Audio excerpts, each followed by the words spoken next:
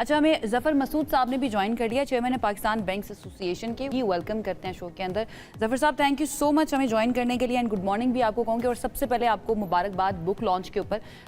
मैंने पढ़ी तो नहीं है लेकिन उसके बारे में मैंने काफ़ी अच्छी जो रिव्यूज़ हैं वो सुने हैं and how it is about the rebirth. उस हादसे के बाद कैसे रीबर्थ हुई, तो इसी से थोड़ा सा रिलेट कर लेती हूँ सवाल को। आपको लगता है कि कोई ऐसा बजट भी बन पाएगा हमारे इकोनॉमी के अंदर जो कि हमारी मईशत की रीबर्थ साबित हो जाए?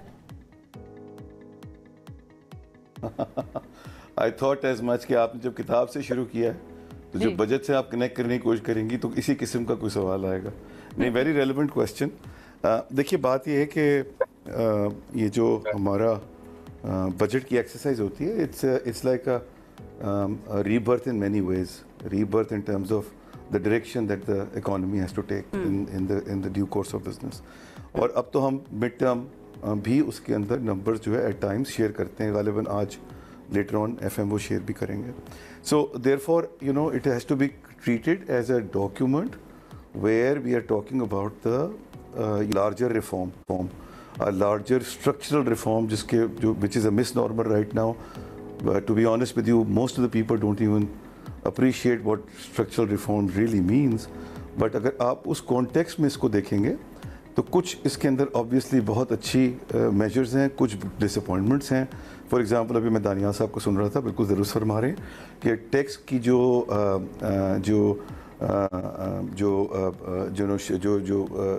शरह होनी चाहिए और जो उसकी शेयरिंग होनी चाहिए वो इक्विटेबल होनी चाहिए, वो आज मुझे नज़र नहीं आ रही।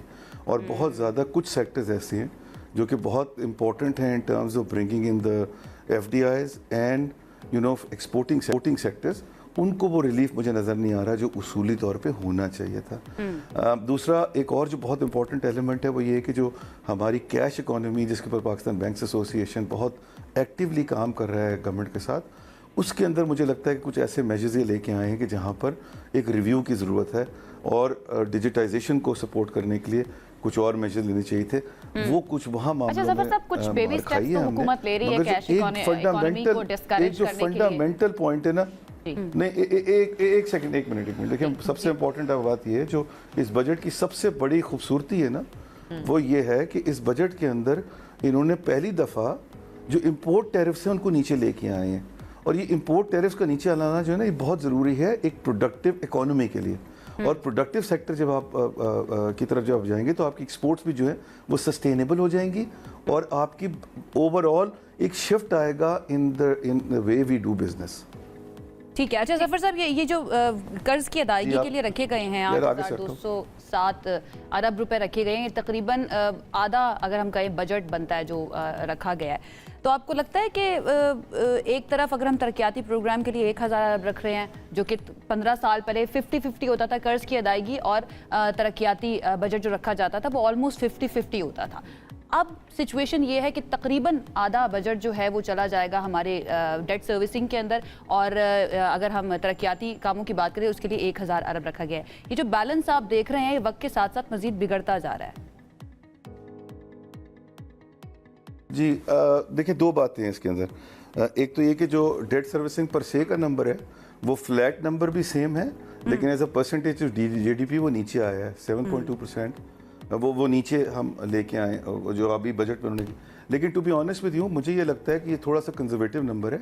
ये और नंबर नीचे आएगा for multiple reasons. Number 1 tax collection की वजह से, नंबर 2 नॉन टैक्स रेवेन्यू, मुझे लगता है कि वो भी नंबर जो उन्होंने अभी प्रोजेक्ट किया हुआ है वो भी कंजर्वेटिव नंबर है, वहाँ पर भी कुछ आपको रिलीफ मिलेगा। So therefore my own assessment is कि this number is too conservative, we will इंशाल्लाह post a better number there. ये तो एक पीस हो गया। जो दूसरा आपने कंपैरिजन बड़ा अच्छा ड्रॉ किया विद पीएसडीपी।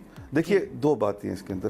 पीएसडीपी के अंदर एक तो सितंबर 2024 में एक बहुत बड़ी अचीवमेंट हुई है, एक नेशनल फिस्कल पैक्ट हुआ है between सूबाज and the federal government, whereby those projects which has to be done, which are specifically for that particular province, वो प्रोविंस ही फंड करेगा अपनी फंडिंग से और उसके लिए फेडरल गवर्नमेंट की तरफ से पैसे नहीं आएंगे।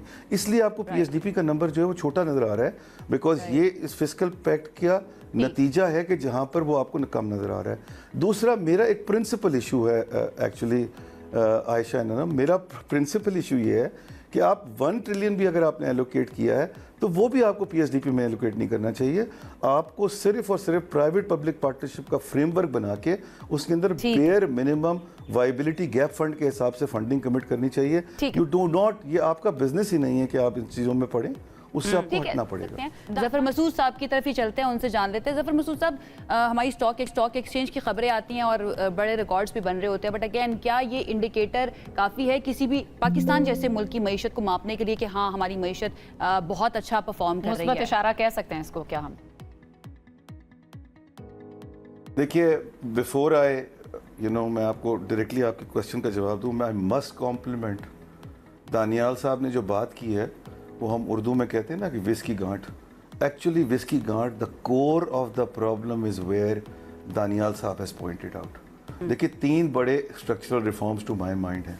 एक जो बड़ा, 2 हमने डिस्कस कर लिए कि हमने टैक्सेशन का निज़ाम जो है वो जुडिशियस बनाना है और वो रेवेन्यू जनरेटिंग नहीं होना चाहिए, वो बिजनेस प्रमोशन के पॉइंट ऑफ व्यू से होना चाहिए। दूसरा वाला जो है वो हमें एक पूरा अपना जो एसओई मैनेजमेंट का जो दानियाल साहब फरमा रहे हैं, उसका एक निज़ाम इंट्रोड्यूस कराना चाहिए और कमर्शियल टर्म्स पर उसको चलाना चाहिए अगर वो कमर्शियल ऑर्गेनाइजेशन हैं। और तीसरा जो सबसे इंपॉर्टेंट चीज़ दानियाल साहब ने फरमाई है, मैं उनसे 200% एग्री करता हूँ। ये जो आइसोलेशन में पेंशन फंड को ट्रीट करना है ना, ये आइसोलेशन का मामला नहीं है। ओवरऑल आपकी जो जज़ा और सज़ा का जो निज़ाम है वो पब्लिक सेक्टर में ठीक होना चाहिए। टू बिगिन विद, एक तो पब्लिक सेक्टर का साइज़ कम होना चाहिए, एंड जो रह जाएगा पीछे उसके अंदर पूरा जज़ा और सज़ा का निज़ाम जो है उसको आपको ठीक करना पड़ेगा। Otherwise you will continue to face the problem which you are facing, because कोई इंसेंटिव नहीं है to do an extra work to deliver what is necessary. वो कोई किसी को इंसेंटिव नहीं है। This is a big problem और इसको कहते हैं this is the core problem that we facing. अब आ जाते हैं स्टॉक मार्केट पे। देखिए जी, स्टॉक मार्केट का मामला ये है कि हमारी स्टॉक मार्केट जो है ना उसमें डेप्थ और ब्रेड्थ बहुत ज़्यादा नहीं है और वो उसकी वजह से ये कोई बहुत ही स्ट्रॉन्ग इंडिकेटर नहीं है। Nevertheless this is one of the many indicators जिसको आपको बाकी इंडिकेटर्स के साथ मिल के देखना पड़ेगा। जो मेरी हद तक इम्पोर्टेंट चीज़ है ना आयशा और अनम, वो ये है कि क्या सेंटिमेंट को रिप्रेजेंट करता है या नहीं करता।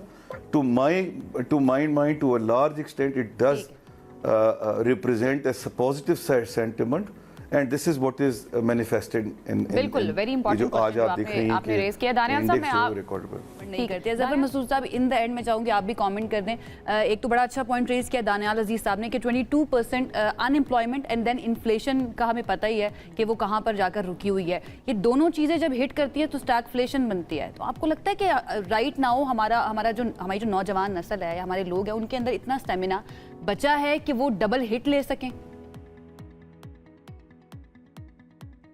जी बिल्कुल नहीं बचा, आप बिल्कुल दुरुस्त फरमा रही हैं और पॉवर्टी रेट्स जो हैं वो काफ़ी अलार्मिंग पोजीशन में हैं। ऐसी देखिए, वो ठीक है, ये नंबर शायद वहाँ डिलीट हो गया है, नहीं आया और नहीं आ रहा 4-5 साल से, मगर there are various other indicators जो which can support the argument जो दानियाल साहब दे रहे हैं कि पॉवर्टी बढ़ी है, लोगों के लिए मुश्किलात पैदा हुई हैं। लेकिन देखिए, बात यह कि ये थोड़ा सा स्लो प्रोसेस है और इसमें थोड़ा टाइम लगेगा। ये ओवरनाइट चीज़ें ठीक नहीं होंगी, ये बहुत बड़ी बिगाड़ हुई हुई है। मेरी हद तक अगर हम जड़ पकड़ लें और जड़ को एड्रेस करना शुरू कर दें तो गालिबन हम वहाँ तक पहुँच सकते हैं जहाँ हमें पहुँचने की ज़रूरत है in due course of time. मैं ज़रा दानियाल साहब की हर बात से बड़ा एग्री कर रहा हूँ, मगर एक चीज़ से मैं उनसे बहुत एहतराम के साथ डिसएग्री करूँगा कि ये जो लैपटॉप्स देना है और ये जो बाकी स्कीम्स देना है ये भी इम्पॉर्टेंट हैं और जो बाकी रिफॉर्म्स दानियाल साहब फरमा रहे हैं वो भी इम्पॉर्टेंट है। मैं ये नहीं कहूँगा कि इसको मत करें और उसको करें, ये भी करें और वो भी करें, क्योंकि हमारी जी वो बात बिल्कुल दुरुस्त है, वो मैं उससे बिल्कुल डिनाई नहीं करता, मगर ये चीज़ें भी ज़रूरी हैं, वो चीज़ें भी ज़रूरी हैं। दूसरा ये कि देखिए, ये बैंकों को आप फोर्स नहीं कर पाएंगे कि वो आएँ और वो लेंडिंग करें। आपको इंसेंटिव बिल्ड करना पड़ेगा। इंसेंटिव उसी वक्त बिल्ड होगा जब गवर्नमेंट की अपनी फंडिंग की रिक्वायरमेंट कम होगी और बैंकों के पास कोई ऑप्शन नहीं होगा but to lend to the private sector, specially the priority sectors. तो अभी उसमें भी थोड़ा सा हमें, अब देखिए वो इंटरेस्ट का मामला नीचे आया, होता क्या था कि दिस इज़ अ इन्फ्लेशनरी, सबसे ज़्यादा इन्फ्लेशनरी इम्पैक्ट जो है ना वो आपके हाई इंटरेस्ट रेट के ऊपर, गवर्नमेंट डेट के ऊपर आता है, बिकॉज द अनप्रोडक्टिव यूज़ और वो जितना आप डेट की सर्विसिंग करते हैं वो दोबारा आप बोरो करके करते हैं बैंक से, तो एसेंशली आप हम ही पैसे दे रहे होते हैं, हमसे ही बोरो करते हैं बैंकों से, और फिर हम इन्फ्लेशन भी क्रिएट होता है। तो इट्स जिस तरह आपने फरमाया, ये मल्टीपल चीज़ें हैं जो ये इसको स्नोबॉल करती हैं, और हम सब चीज़ों को टैकल हमें करने की ज़रूरत है। And I guess we are moving in the right direction, that as far I hope so, we certainly hope so. In fact बहुत शुक्रिया, जफर मसूद साहब हमारे साथ मौजूद है, बड़े अच्छे अंदाज में सारा उन्होंने अपना एनालिसिस इस बजट का पेश किया।